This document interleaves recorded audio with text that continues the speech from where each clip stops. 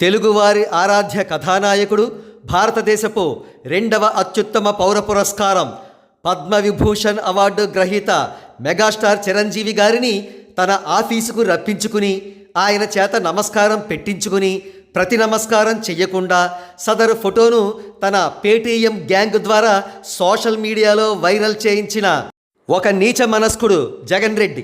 అయితే చిరంజీవి గారికి జరిగిన ఈ అవమానాన్ని మొదటిగా గుర్తించిన వ్యక్తి మరెవరో కాదు, జనసేనాని పవన్ కళ్యాణ్ గారు. ఆయన ఎన్నో పబ్లిక్ మీట్స్లో చిరంజీవి గారికి జరిగిన ఈ అవమానం గురించి ప్రస్తావించారు.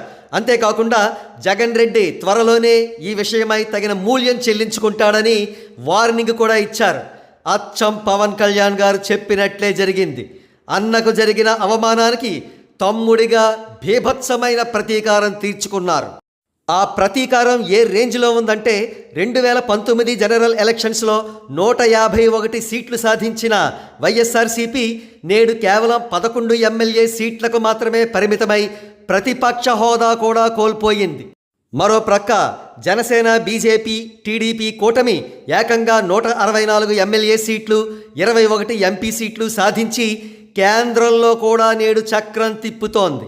కాగా కాకతాళీయంగానే కావచ్చు, ఇక్కడ ఒక ఆసక్తికరమైన విషయం ఏమిటంటే పవన్ కళ్యాణ్ గారి తమ్ముడు సినిమా స్టోరీ కూడా అన్నకు అవమానం, తమ్ముడి ప్రతీకారం కోణంలోనే సాగుతుంది. అన్నకు కిక్ బాక్సింగ్కి సంబంధించి ఒక అవమానం జరిగితే తమ్ముడు పవన్ కళ్యాణ్ కిక్ బాక్సింగ్ ఛాంపియన్గా అవతరించి అన్నకు జరిగిన అవమానానికి తగిన ప్రతీకారం తీర్చుకుంటాడు. ఐసింగ్ ఆన్ ద కేక్ ఏమిటంటే పవన్ కళ్యాణ్ గారి సినిమాల్లో తమ్ముడు ద బెస్ట్ అని చాలామంది పవన్ కళ్యాణ్ గారి అభిమానులు అభిప్రాయపడుతూ ఉంటారు.